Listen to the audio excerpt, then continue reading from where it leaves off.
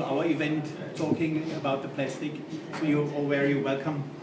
And that also takes me to introduce our two panelists and our guests here. And I'd like to start with Barbara Unmüßig. Barbara is the president of our organization, the Heinrich Böll Stiftung, and we are affiliated with the Greens Party in Germany. Barbara is actually on a mission here in Southeast Asia. She was visiting my colleague in Cambodia and is here for just 2 days. And it was actually her idea, while being here, why don't we raise this prominent issue of plastic, because it's also very important for Southeast Asia.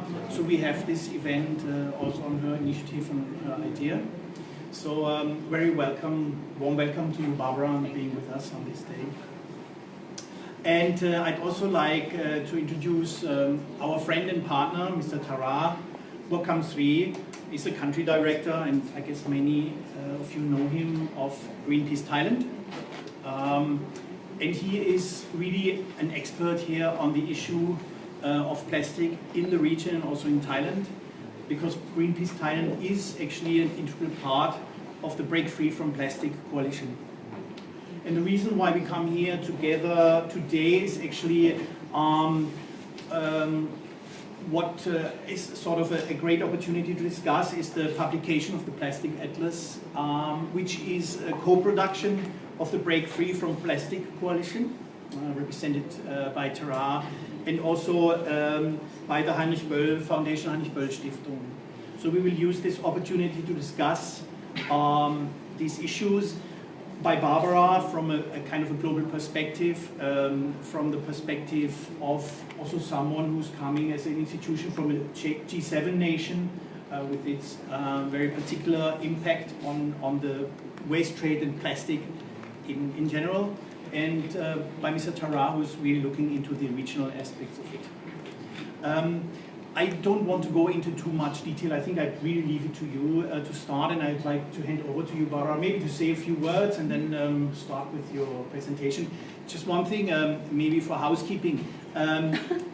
We have, afterwards, don't run away, because upstairs we have we have catering. Upstairs we have a terrace, a roof terrace, where you can mingle then and have a discussion afterwards. We have time, so please join us then also afterwards. We have Facebook Live here as well, and we have Thai BBS also recording the discussions. So, and yeah, Pracha Thai is in. So, yeah, thank you very much. Before you have the chance to go to the terrace, you have to listen to us.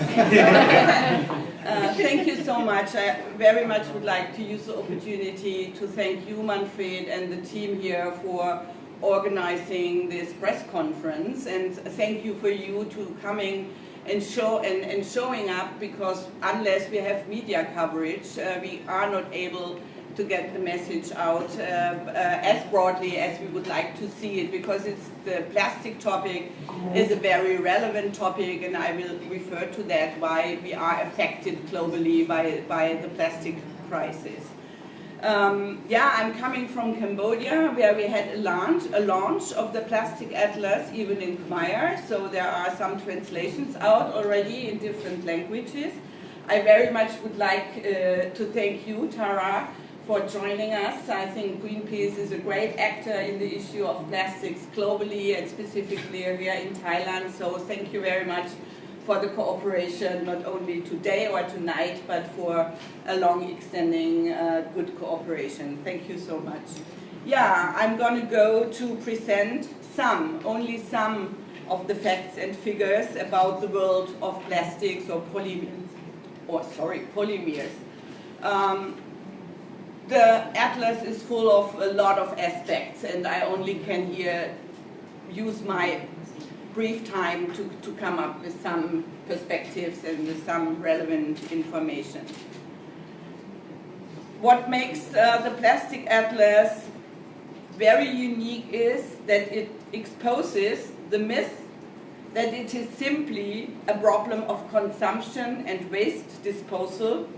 Instead, the atlas shows the drivers, including the petrochemical industry that is filling the world with ever more plastic.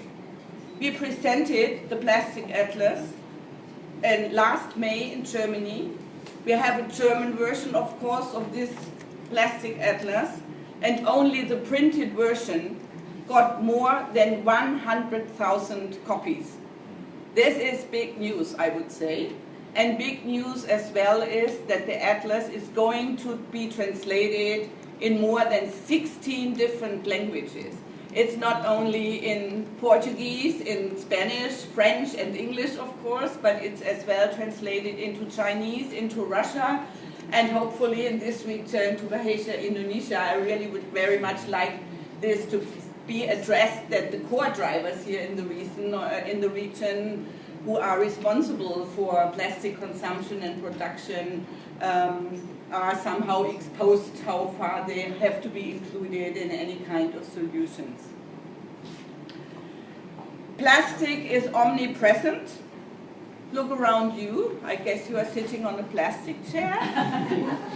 Or you are using pens of plastic. Everybody of us has to deal with plastic packaging all the other day, and I think this only makes it so difficult because we all personally very much involved in the issue, even if there are big drivers like the petrochemical industry, but we as individuals are very, very much included in that lifestyle that is very much made of plastic.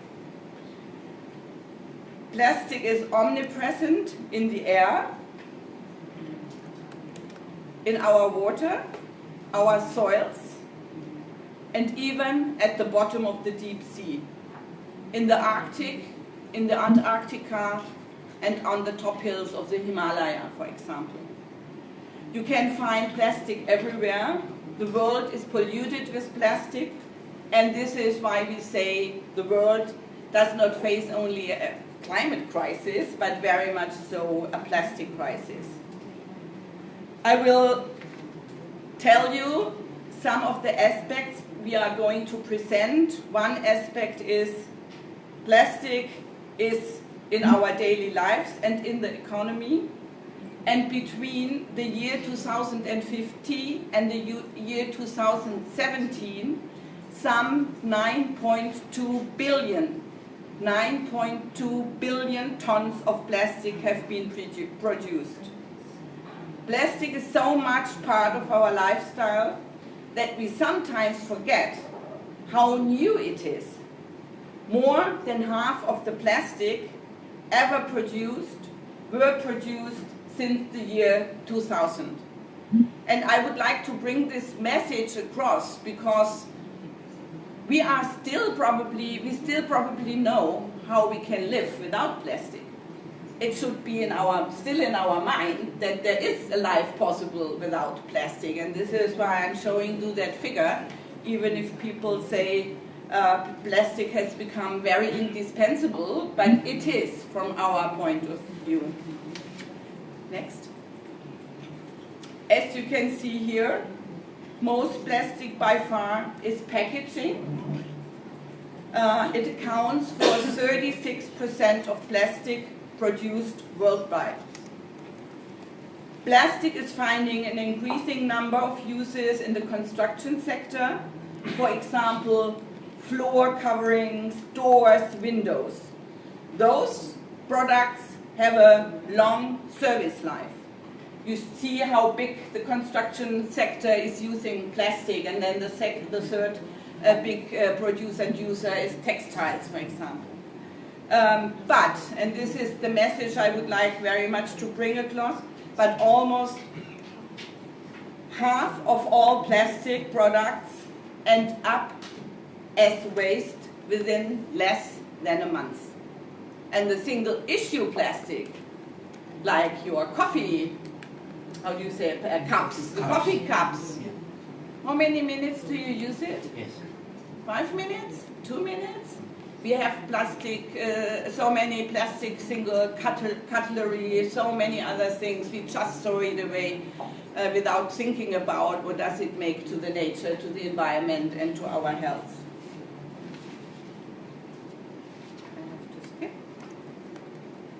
Usually, when we think of plastic, we think of pollution, and it's right so, of our oceans, rivers and beaches. That part of the plastic crisis is well documented and researched. And the region here knows the story quite well, how the rivers and the beaches are full of plastic, and even the cities. I'm just coming from Phnom Penh, the streets are full of plastic everywhere because there is no waste management at all. However, few people know, depending on the location, microplastic pollution is somewhere between 4 and 23 times higher in the soil than in the sea. That means we have to talk about food and plastic. Worldwide, several 100,000 tons of microplastics are spread on the soil through the application of sewage sludge as fertilizers. From the fields, plastic and microplastic particles get into our food chain. Hundreds and thousands of tons end up in the soil every year. This graphic shows the results of a case study in northern Bavaria, Germany, a country where you don't think so much about microplastics to find in the soil. But that study analyzed the presence of plastic particles of various sizes in the soil of a specific field. And you can very much see how much microplastic is found on our fields in Germany, in northern Bavaria. In 2019, along with 31 other companies, Coca-Cola published its plastic figures for the first time. Coca-Cola alone produced a shocking figure, 88 trillion single-use plastic bottles only in the year 2019. Isn't it shocking? 88 trillion single-use plastic bottles? For me, it's a figure one cannot imagine at all. And you find a lot of more figures. Sorry? I'm sorry, that research done by Coca-Cola or? They published their own figures, yeah, and Coca-Cola and 31 other companies using single-issue bottles, yeah, and I think it's good that we are getting closer to transparency, so we see how huge the dimension is of single-issue bottles, but we have to make a change. I think that's the big issue. The food industry is a big driver of production and user of plastic, and only in 2018, 1.13 trillion terms of packaging were used in the EU only for food and drinks. I don't go further into details because all the figures are presented in the atlas and you can get it and you can read it later on. Plastic production and consumption contributes to climate change. This is not so much known to many people. And this is so because up to 99% of plastics are made from fossil raw materials, overwhelmingly oil and gas. And if we cannot solve the plastic crisis, we cannot solve the climate crisis and vice versa. Globally, no other use of oil is growing as fast as the production of plastic. The Center for International Environmental Law calculates that plastic alone could account for up to 13% of our carbon budget by the year 2050. If we don't drastically change course. One important story we present in our atlas as well is that fracked gas, is one of the reasons why big companies are so much interested to sell their fracked gas and oil. And if you look at it, behind the plastic production, there are giant companies, and those giant companies are setting their own rules. And I think that big economic power is one reason why we don't change course. We have a lot of lip services in respect to plastics, but on the ground nothing is really changing. Let's have a look who has the power in the plastic market. Just a few corporations manufacture the majority of the products made from plastic that end up as waste. The five biggest plastic producers are ExxonMobil from the United States, BASF from Germany, Ineos, a British company, not so much known publicly, but Ineos is becoming one of the biggest plastic producers. It's a big petrochemical company that mainly imports fracked gas from the United States to Europe. They are building big new schemes, big new infrastructure in Europe just to get the gas imported. And Ineos is a very, very nice sponsor, for example, of the Tour de France in France, that big event in France, cycling. So just to let you know how far they go in just making a good and nice image, and nobody knows what kind of ExxonMobil is known, BP is known to the people, but not that company. So we have then Eni, that's an Italian company, and Dow Chemical, again, a US-based petrol company, a fossil fuel company. These companies employ teams of lobbyists to influence politics and governments around the world, and definitely very much so, and we have a lot of evidence about this at the European Union, in the United States. For example, these companies are responsible that the EU is not really ready to set strong targets when it comes to CO2 emissions or all the other things we need for making a change in the climate crisis. And these companies are very, very clever in setting the narrative. They like to talk about and focus on plastic as a problem solely of litter, waste or garbage, but not the detrimental environmental, climate and health effects of the whole life cycle of plastics. They blame mainly consumers for carelessly throwing away plastic trash, or municipalities for not collecting garbage efficiently. Yeah, we are throwing away plastic trash carelessly. And many governments and many municipalities do not care about waste management. But, and when I come at the end to some of the solutions, we have to talk about the source. What are the sources of the whole plastic life cycle? And these companies, I really would like to bring strongly across this message, because all of the solutions we are facing today and tomorrow have to address the whole life cycle, the production as well as the consumption and the recycling factors as well. Okay? So I will come to some solutions, myths and aberrations. When we look at what the plastic industry is saying in terms of solutions, we generally as well hear the myth of recycling.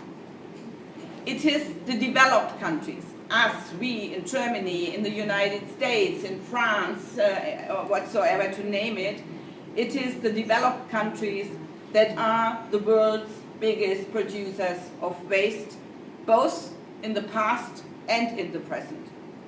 And on the top of that, their large consumer goods companies decide what the market for plastic products will look like in the development world, in your world.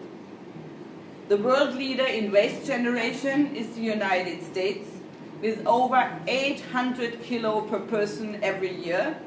It's followed, very surprisingly, by Denmark, Hong Kong, New Zealand and Switzerland. I was really completely surprised. I always thought that Swiss people are a bit more environmentally consciousness. But in last summer, I go hiking in the Alps, and I had to buy food, of course.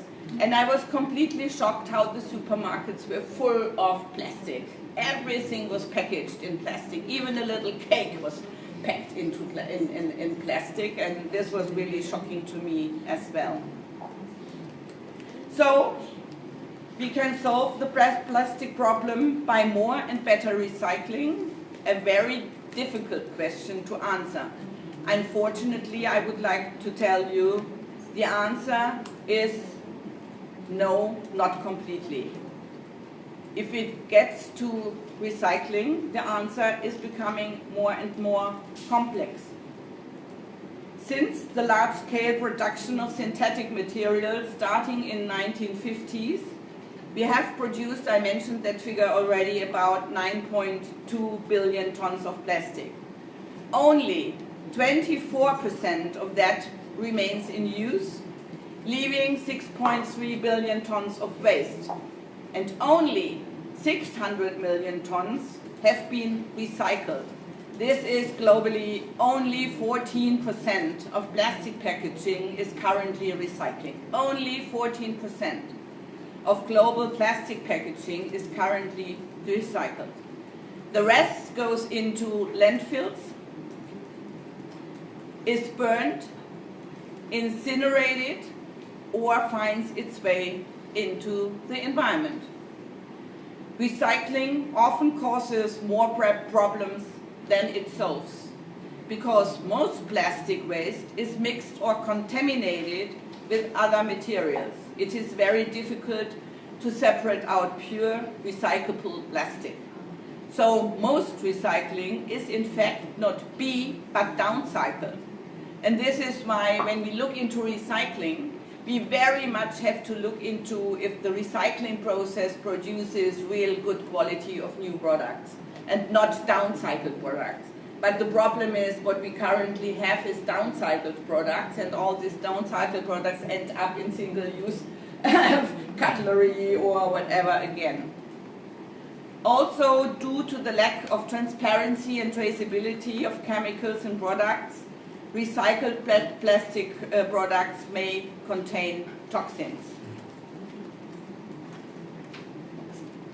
Europe and North America have tried to deal with their plastic waste crisis by exporting it to poorer countries, and increasing volumes are being sent to Southeast Asia. In Thailand, imports of plastic scraps rose nearly 70-fold in the first months of 2018, and I'm sure Mr. Tara will refer to that. What does it mean if European countries want to get rid of its waste? But countries are like Thailand, hopefully, and some others, but countries are pushing back and announced bans on imports by the year 2021. Quite rightly so. I very much appreciate that more and more countries of this region are saying not only recycle and reduce, but they clearly say refuse the import of plastics. The solution to the problem cannot be dumping the waste with all its associated negative impacts on the environment and human health on the people in poor countries. We need first find other solutions to the problem, recycling more ourselves, but first and foremost avoiding the problem altogether. A drastic cut down on plastic production and usage, and using alternative materials instead is very much needed. I will finish with 5 core ideas to tackle the plastics crisis. We can get back to it later. I will not refer so much on it. As I said, unless we do not close the tap, unless we do not go right to the source, we will not be able to solve the crisis, because the economic interests behind that industries will let us give more and more plastics. There are forecasts that we are even going to triple or to double or triple the plastic production worldwide. We have definitely produced less plastic, closed the tap, no more petrochemical expansion, For European countries, it really means to ban fracking and import of fracked hydrocarbons, because those hydrocarbons are the ingredients for the plastic production. We definitely have to think about new packaging system, new design of products, so that they are in order to be able to recycle them better. But we have to rethink and go back to old ideas and old packaging ideas. To use a banana leaf is much better than to use a plastic bag. This is something we really have to think about. Only to ban plastic bags, to ban single-use items is a good step, a good first step, but definitely not enough. We need full life approach, including chemical and microplastics, as I said several times. We have to look at the whole life cycle and come up with solutions that are really fit into that. On the global level, last word, we have no regulation on the global level. We have a climate convention, we have a biodiversity convention, we have a lot of conventions and global agreements of different types of environmental issues, hundreds of agreements, but we have no global agreement on the plastic issue, and this is why, together with many actors like the coalition Break Free from Plastic, where Greenpeace is a partner, we are asking for a global convention, for a global UN convention that is really addressing the plastic crisis from the source to the consumer, and this is why we are so much behind that issue, because we need political action now, not tomorrow, and we really need an immediate different steps so we are able not to solve the plastic crisis, because this is the bad news. Plastic is not degradable. Plastic is not degradable. So we will have to live with that for centuries even, as microplastic is found, as I already said, from the top of the Himalaya to the deep sea. We have to deal with it anyway. The food chain is full of microplastic, but we have at least to really close the tap. Thank you very much for your attention. I'm looking forward now to listen to you, Tara. Thank you very much for your patience. So I think that we reserve the questions to the end, or is there some immediate question you have to raise now because it's so close to what Barbara has said? Then maybe I could open the floor quite briefly before handing over to Tara. Is there any immediate question from your side? Do you think it's possible that we can push forward the global convention that you just addressed? Do you think it's possible, like climate change? We together with many other environmental and international organizations, we pushed at the last UNEA, the United Nations Environmental Conference in Nairobi. We pushed for such a convention. We hope that United Nations Environmental Program and UNEA is going to get a mandate. They didn't, but I think it's us, the people, who are pushing so much the government to do something about the crisis. Many people are really ready to stand up and to say we need a real change. And that push towards governments probably will help us to get such an international convention. But everybody knows in this world of where Trumps and Putins and all the others are reigning the world, it's not so easy to get an international convention, but what we like to see is that some front runners are taking initiative and trying to push others to go forward.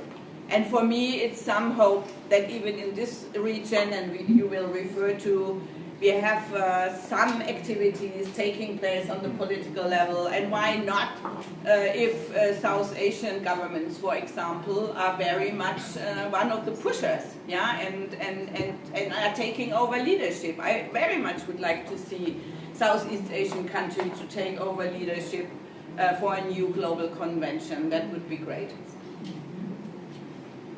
Any more urgent questions? Otherwise, we have a Q&A session with the end.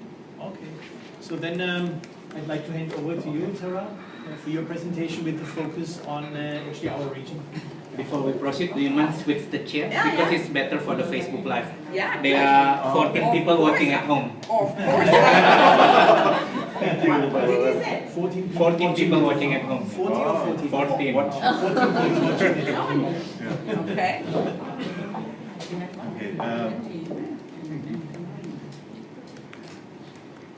So first of all, thank you, Barbara and Manfred and the team at Hariko Foundation for organizing this event. So it's been a privilege and our honor to be here as Greenpeace that's working on the environmental issue in Thailand, especially on the plastic pollution. So here I have not so many slides, but try to capture and also snapshotting some of the key points on plastic pollution and also plastic waste in Southeast Asia and focusing on Thailand. Just early this month, on December 5th this month, so we have a new sort of global convention on ban hazardous waste import, transboundary import of waste, which is become an international law. So it's so-called Basel Ban Amendment. It is the amendment under Basel Convention. The Basel Convention looking at the convention that control transboundary movement of hazardous waste and the disposal of waste that has been adopted in 1989. That's long time ago. I think I still university student. And then at the moment the Basel Convention, the treaty currently has 187 countries as a party of the convention. And then the Basel Ban Amendment come into play because of the loophole in the Basel Convention. The Basel Ban Amendment, I think the last country to make Basel Ban Amendment become international law is Costa Rica or maybe some country in Indian Ocean. I don't remember. So it's focusing on prohibiting the member state of OECD, European Union, Liechtenstein from exporting hazardous waste to other countries. That means in EU, Germany cannot actually exporting some of the hazardous waste might not be input plastic. Anyway. They do anyway, but by this Basel Ban Amendment. So They ignore it. That's the big problem. Yeah. And then this is the benefit for the developing country and the poorer country in many parts of the world, that they can actually utilizing Basel Ban Amendment to be one of the mechanisms to protect the people from harm and from cost of living in that regard. So unfortunately, this in that Basel Ban Amendment is not really include plastic waste unless the plastic waste actually contaminated with, for example, persistent organic pollutant or flammable liquid or toxic heavy metal. So if it contaminated by those hazardous substances, the plastic waste become part of the Basel Ban Amendment, which is not always the case because of at some point the plastic waste import to Southeast Asia and Thailand is not really contaminated by those hazardous waste. But at least this is long-awaited global ban on the time-boundary movement of hazardous waste, which is I think 30 years in the making. Barbara touched on so many international treaty on the environment, which is it's like already work in progress, but it's not really take an effect in a big way. Next slide, please. This one actually has been presented in many forums already, especially with the media. I think some journalists here probably familiar with this one because of it's talking about in January 2018, China, which is the world's biggest scrap importer, they already closed the door. The result is that majority of plastic waste redirected to the less regulated country and region, especially in Southeast Asia, and also the other area that lack adequate restriction to stop the outside imported or those areas that don't have real capacity to manage the waste. So the second one, as a result of China ban, globally total plastic export dropped by about half from 2016 to 2018. And then the former exporter, including US and other OECD countries, now sitting on the surplus of waste, and then they don't know where to go. So you can see after 2018, we can see an increase of plastic waste import that diverted from mainland China to many parts of the country in Southeast Asia.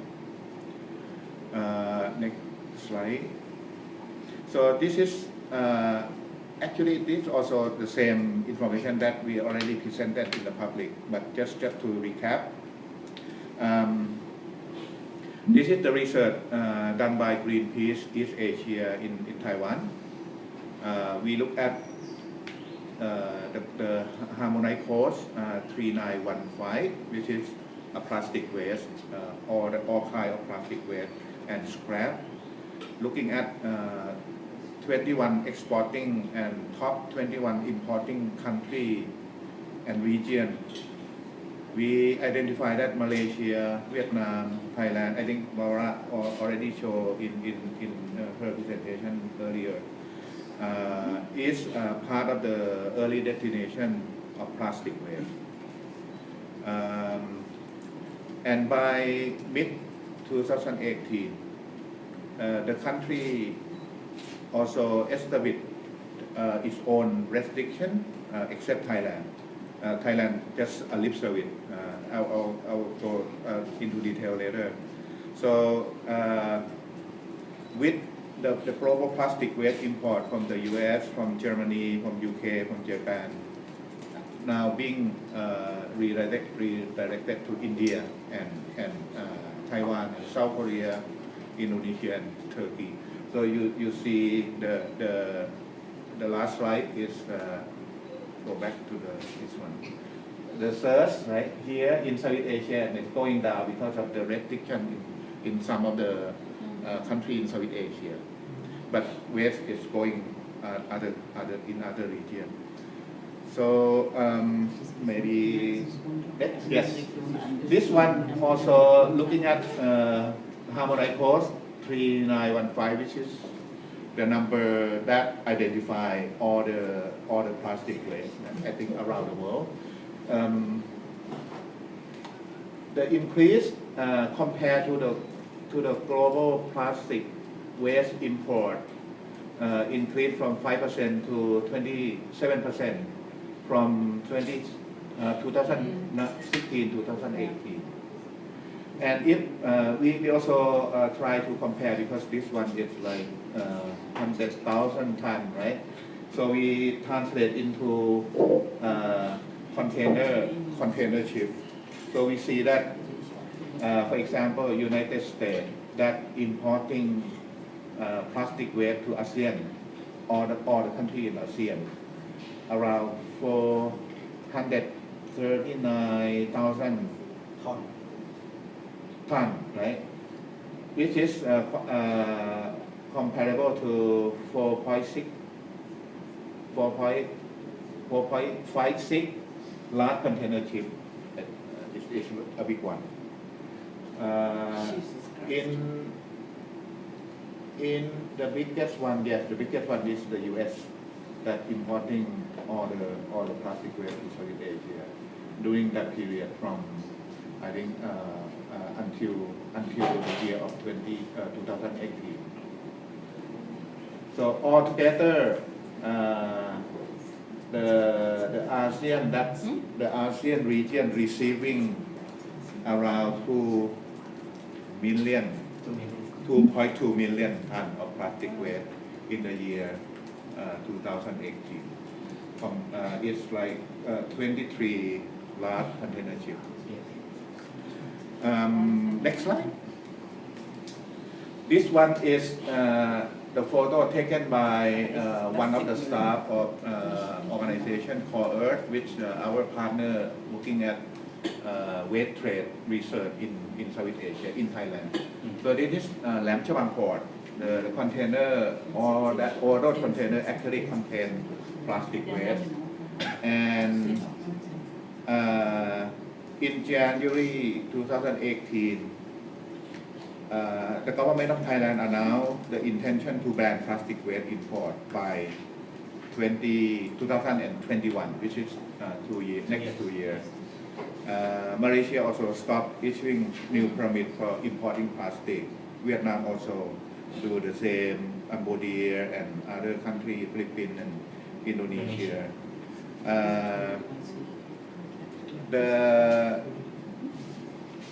Indonesia also there's local NGO called the government to review the regulation that concerning plastic and paper scrap import. This one we still it is still ongoing research with our partner because of we don't have statistics in the year this year 2019. Not yet. But next slide. What we are able to get is that when it comes to plastic imported plastic waste in Thailand from any other country, because of most of the plastic waste sitting in the Lam Chabang port, and no one actually claimed, right? So the Custom Department of Thailand actually come up with a new procedure to actually do an auction. So yeah, the new mechanism for auction of plastic waste. You can go to Lam Chabang port and then buy, and then with the condition that this after the auction you have to export to other countries. This is a little bit strange from many perspectives, but if we look at the first 5 months of this year, we see the surge of the amount of plastic that gone to auction process at Lam Chabang deep sea port compared to last year. So that's mean in tons. Is this a ton? In ton, yes, in ton. Okay. Yeah. Yeah. Okay. So this is a tip of iceberg because of there are also 100,000 tons of plastic waste being imported to Thailand and go somewhere. But this one is the Customs Department in Thailand actually are able to manage. They can actually to send plastic waste back instead of Cambodia and other countries in South Asia have done. Right? They actually use the mechanism under Basel Convention and other regulation in the country to ship it back. So this is the latest figure that we have from our research with our partner Earth Foundation. Another aspect when it comes to plastic pollution in Thailand is, I think Barbara presented already that if we look at the plastic production, almost half of it actually go to single-use packaging. Same in Thailand, same as Thailand. In Thailand, about 47% of plastic production is become single-use packaging, and most of it actually plastic bag. And then this is the yeah. When we look at that, the packaging, plastic packaging, go to the consumption process, and then 80% of it become plastic waste, and maybe more than 80%. Some of it contaminated in the environment, on the soil, and also leak into the high sea, into the ocean. That's why the government of Thailand come up with the roadmap. I think we already know that, okay, by the end of this year, if you go to 7-Eleven or convenience store, you cannot get the plastic bag that less than 36 micron. You cannot receive it. But we have a big question mark on how the plastic roadmap in Thailand or other countries in South Asia actually being implemented in the next year. Next week. So we have two issues that facing when it comes Thailand facing and Southeast Asia facing when it comes to plastic pollution, that domestic one and also imported plastic waste. So we have been facing so many marine animal has been died by plastic. So many commodity along the Eastern Economic Corridor also facing with the impact of how government and company managing plastic waste. And then next slide. Then we have ASEAN framework on marine debris, which passed at the ASEAN summit early this year. But the roadmap, the ASEAN roadmap, same as other statement and other framework in ASEAN, which is it's just a lip service. It's just a statement on the paper.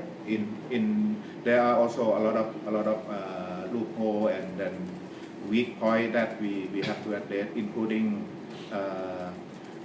we also comment that the framework, ASEAN framework, should not be only focusing on marine plastic, but also on waste, imported plastic waste as well.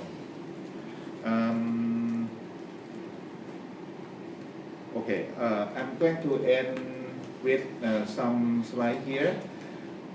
This is more about when we look at how we deal with plastic pollution in Thailand and ASEAN. The government, especially Thai government, talking about circular economy. They said the circular economy, if we are going to get there, there will be no plastic pollution, no plastic waste in the sea or the land. The latest research done by academic, I think some of the institutions looking at how the world actually in the circular economy. That means they're looking at total resources entering into the economy, and then how the rest actually go into the system, the circulate system. So it's only 9% of the output. So we have input resource, total resource input into the whole world economy, and then the rest is go to waste. And only 9% is actually cycle. So we are stuck in this reverse direction.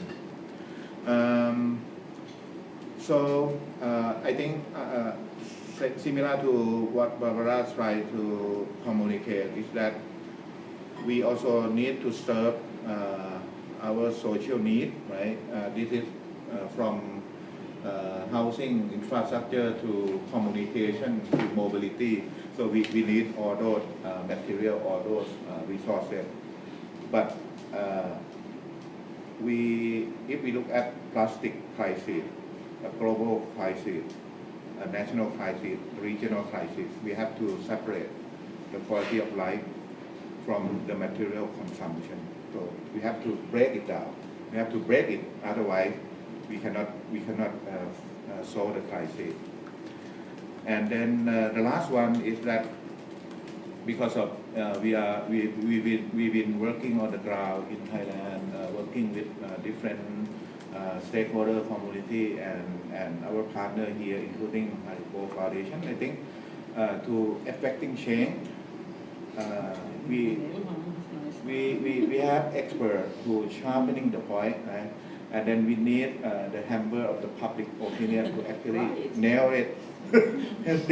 This is the challenge that we have. So maybe Greenpeace is like a hammer, try to nail it. But we need the expert to actually nail it, and I think this at last is a nail. So we think to be able. I just chat with the journalist from Thai PBS, and saying that this one is a useful toolbox for, especially for young generation, to learn more about plastic problem. Is not a litter problem. It's a pollution problem.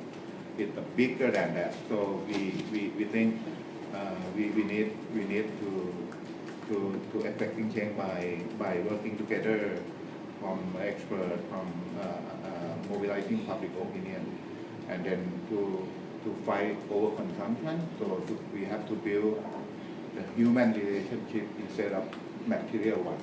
So that yeah, the last message I want to convey.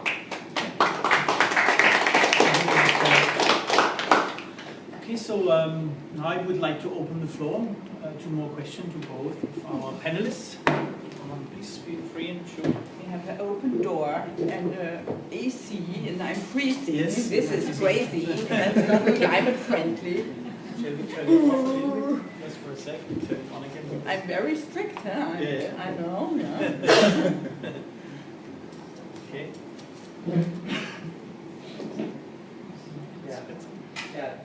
Tara, thank you very much for sharing. And I'm kind of curious in here. Yes, we have figures coming importing plastic waste. We have figures for exporting plastic waste. I mean, what is the net gain in Thailand? And this net gain, where does it go to? Does it go into packaging, and then the packaging goes out to back to the Western country? How's that work? So when we look at imported plastic waste, so we are only able to actually take a look deeper into the custom department statistic and some trade magazine and website that we can actually quote over from different countries. For example, in Taiwan, in the US, or in European office we have. So it quite. I think when it comes to harmonized cost, I think it's the global harmonized system is the same. But when look at the import and export statistic, it quite a challenge in getting into breaking down into what kind of packaging or material or what kind of plastic that being imported to the region or exporting to other countries. So that something we have to tackle when it comes to investigation and research that we are doing. I'm just curious about what's the use of this plastic waste coming to Thailand? Do they buy it and All right. with it? Yeah. So normally from our research, because of imported plastic waste being imported into Thailand, most of it actually a single-use packaging, a cup or everything related to consumer product, and it's a single-use one. That means after arriving at the port and then move to maybe recycle facility, it become useless. It become down cycle. If they use for recycle, it become down cycle, or even worse, it's dumped somewhere. So or even it's sitting at the port because inside the container, so many hundred containers sitting at Lam Chabang port without anyone to claim this is they are actually import for recovery or for recycling. So most of the plastic waste import to Thailand and I think in ASEAN country, even though in the name of recycling, but in fact it actually not because of they cannot recycle.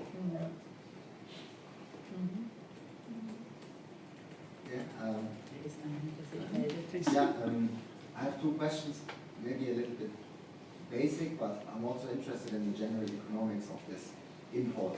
Now, import sounds a lot like Thailand and other ASEAN countries, and before China, before those regulations kicked in, are paying to import the rubbish. Am I right in assuming that that's the case, or are they actually getting paid? And if that is the case, couldn't one change that around? And then related to that question is, since now China has changed these regulations, and now also ASEAN countries are becoming more aware and are seeing it more as a problem that they're importing this waste. So do the countries that send all that waste, so the developed countries, the Western countries, is there a change in attitude that you can observe, or do they realize, oh my God, it's actually not going to be this easy anymore, we can't just offload it all to Southeast Asia and East Asia, we now have to do something else. So can you see something that's changing there? And then again, the first question was about the economics, who's paying, and if Thailand or an ASEAN country is paying to receive this rubbish, why? I'm not quite sure. Okay, the first one on economic. We know that recycling industry in Thailand actually expanding. I think in the past 10 years, and it relies also not only on domestic waste but also imported waste, especially plastic and also electronic waste.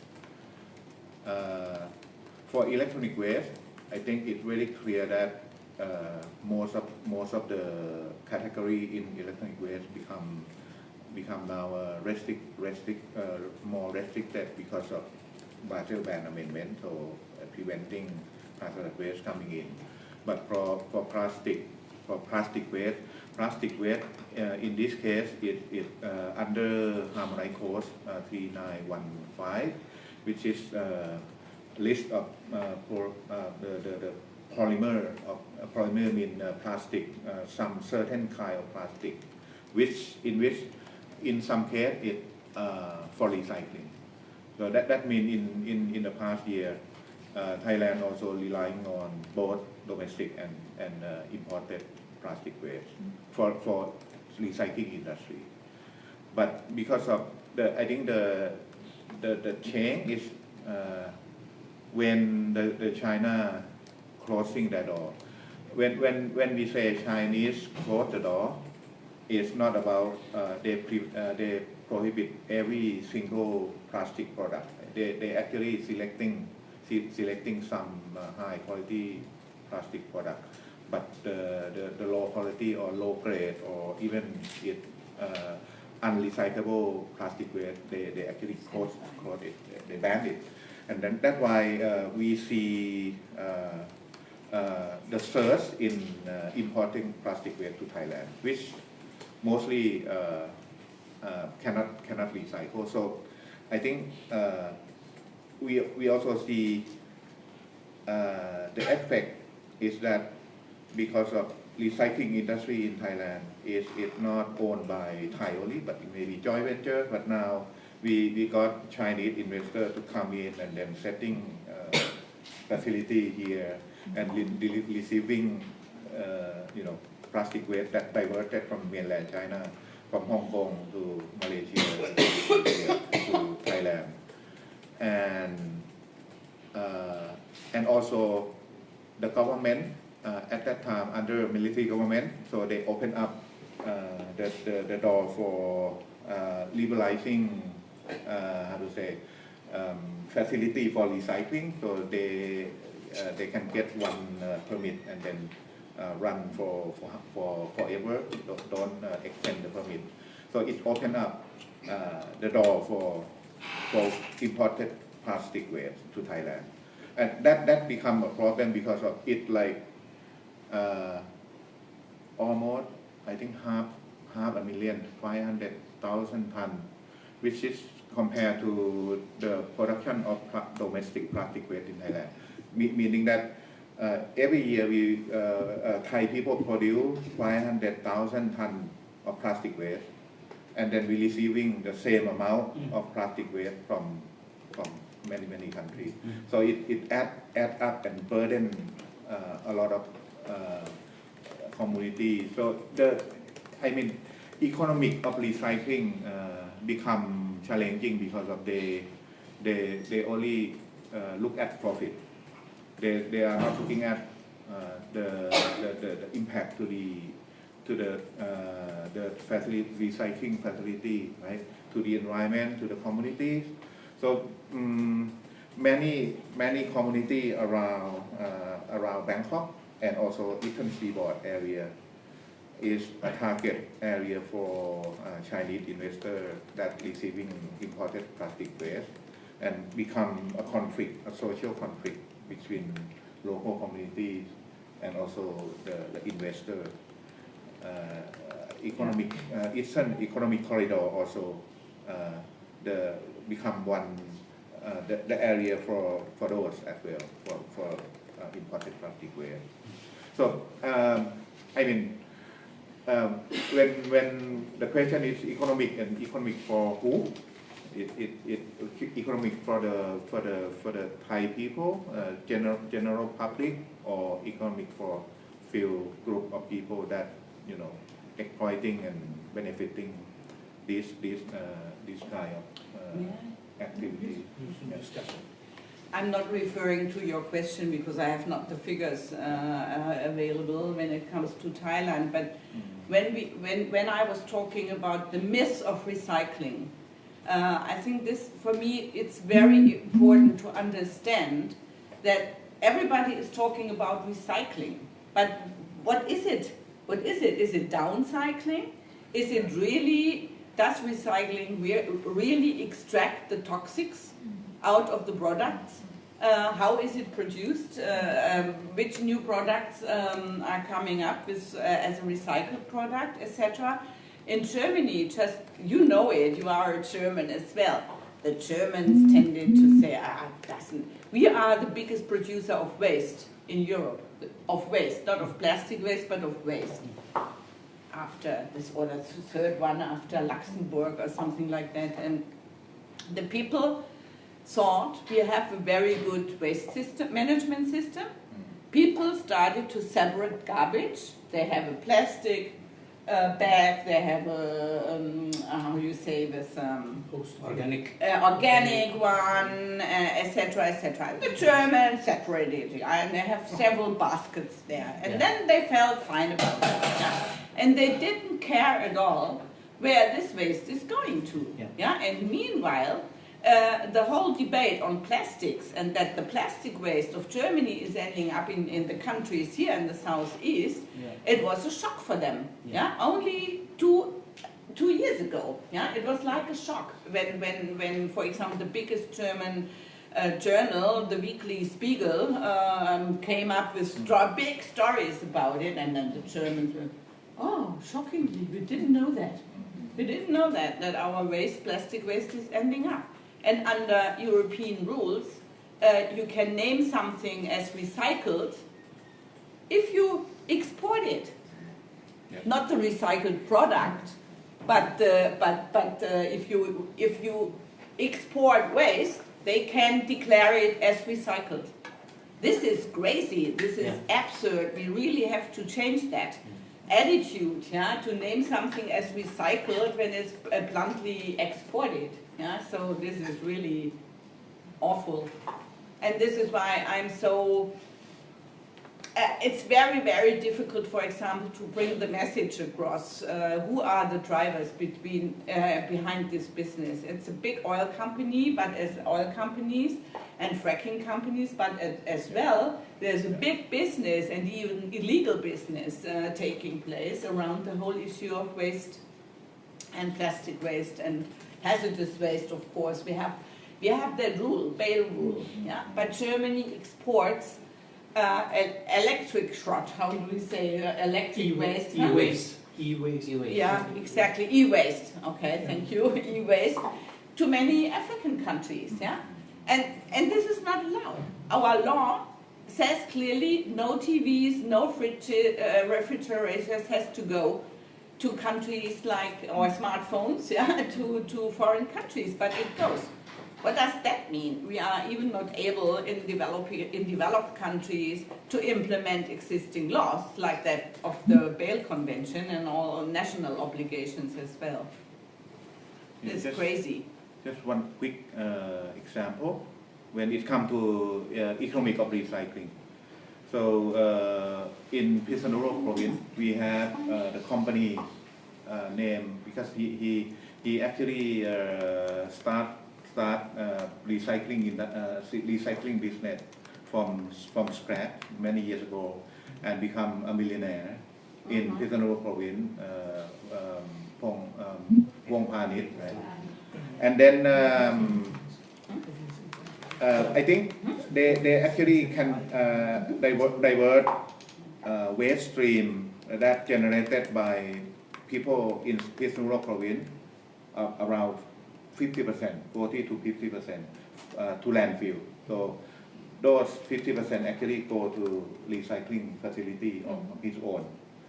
And at the moment, because of the business of plastic waste import, actually have an implication on how the recycling activity and business here has been undermined because of they cannot. I think the cost of paper, cardboard, and plastic waste actually going down because of the competitive with the cheap imported plastic actually competing with this. So scavenger lose their job, poorer community around, those who actually dealing with managing waste actually no way to go because of they cannot sell discard material to recycling facility just because of the stream of plastic waste import coming in.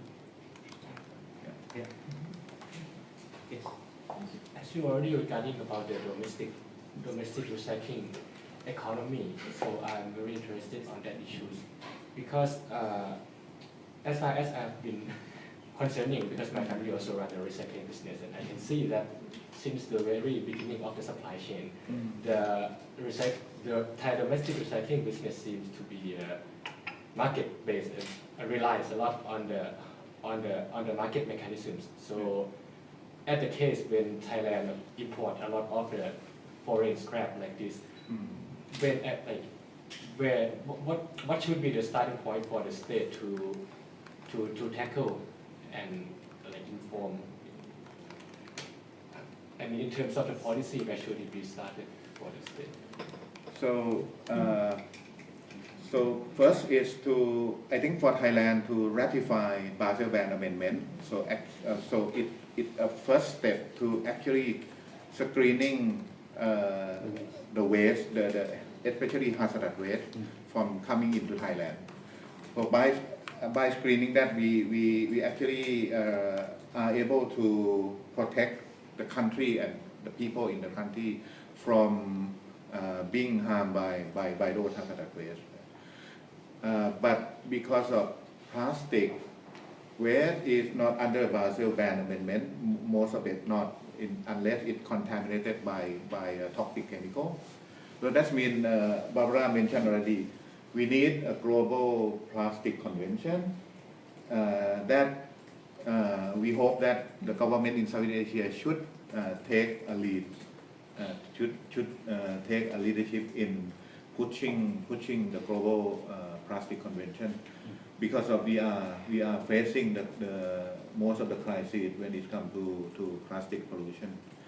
I think that's one level. The second one is to strengthen the national regulation, for example, on hazardous waste management legislation, on the custom legislation that will be a mechanism for government and relevant government officials to actually screen what kind of waste that being imported to Thailand. So it's a first step to do that. But because of we have a challenging in monitoring and looking at the performance of this area, because they are so corrupted in a way. That's why we end up with a lot of plastic waste coming into the deep sea port.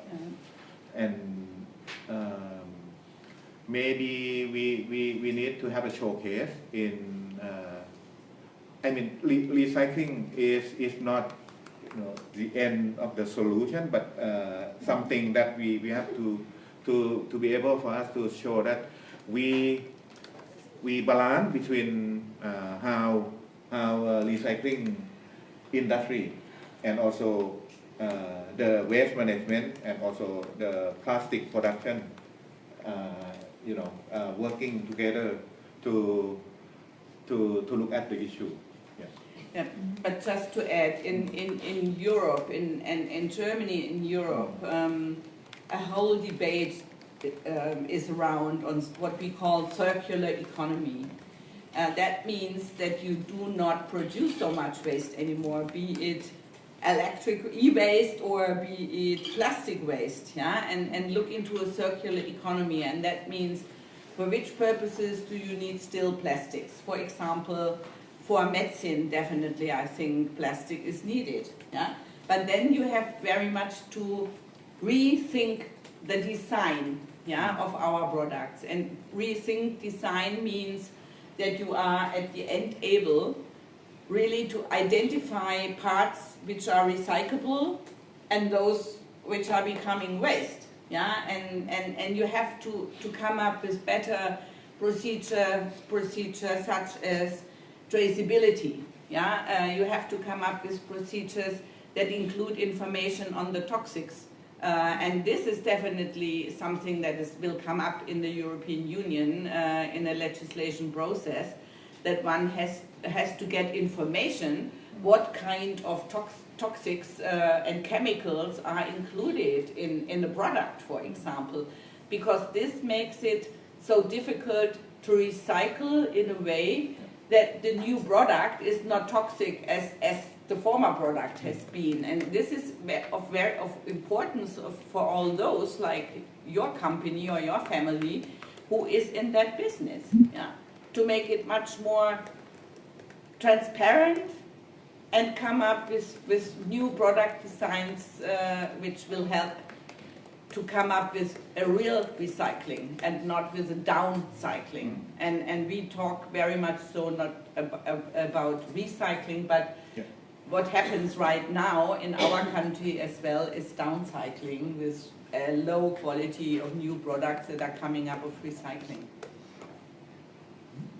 qualitative good products.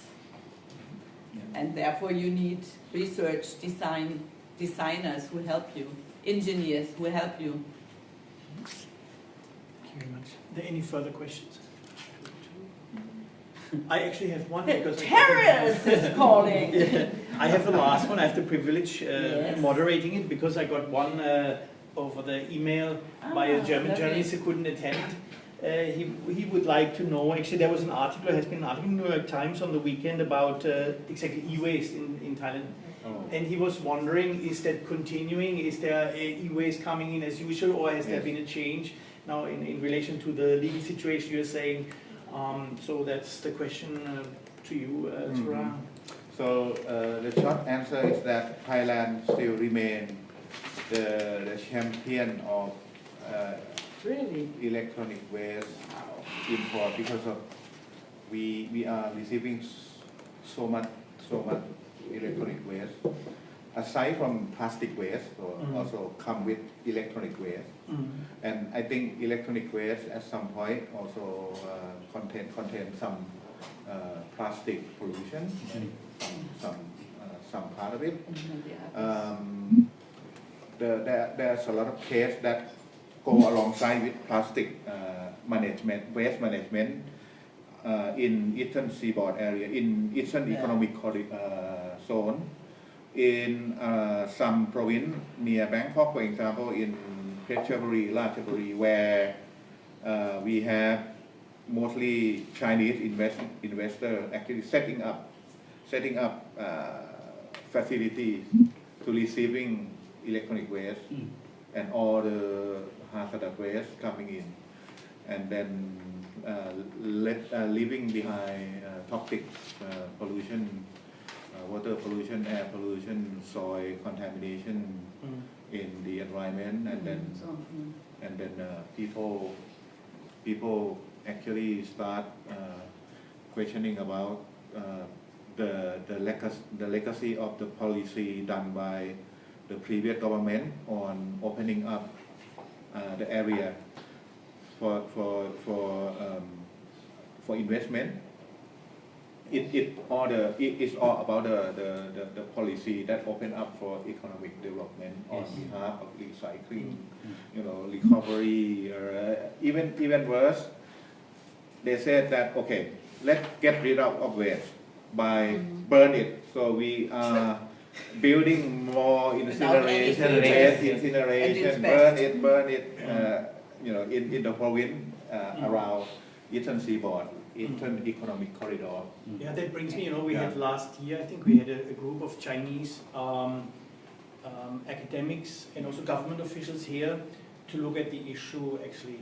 And we went to Chachoengsao in the Eastern Seaboard to see how the EEC law, these investment laws have changed the environment literally for the people. So through different land management schemes, they allow to set up these companies almost everywhere. There's no restriction anymore, and they really mushroomed. And it is very impressive. There was one of the farmers coming, and he was actually a certified farmer. He was certified to export his goods to Canada and the European Union, who said, my land is totally contaminated. So he went to the district authorities, and they basically told him, just be quiet. There's nothing we have to talk here. So he became a water expert in himself. He was measuring the water. He was looking at the lead contamination, different metals in the water. So he became an expert in his own right. Trying to lobby to acknowledge the problems there. And this is very interesting for us. It was also eye-opener to see. It's to connect the dots. It's not only about e-waste. It's about it's business, commerce, how you create these industrialized zones, what protections do the people have who live in these zones. So that was a very interesting experience, to go there and see it ourselves. Yeah, thanks. So, well then, I'd like to close. It says 5 p.m. It's 5 past 5. So yeah, it was very good. Do you refer to German stereotypes? So thank you very much to our two panelists. So maybe we give them a round of applause for the hard work. And also thanks to you for coming, for hanging in there and asking all these interesting questions. And as a little award, please go upstairs and mingle a little bit, talk. We have catering there. We have food and beverage, and we don't want it to be waste. Yes. Okay, thank you. Just Thank join you. us. I will show you the way. No? Thank you. Thank you. Thank you. Yeah, it was a pleasure. Thank you, Tara.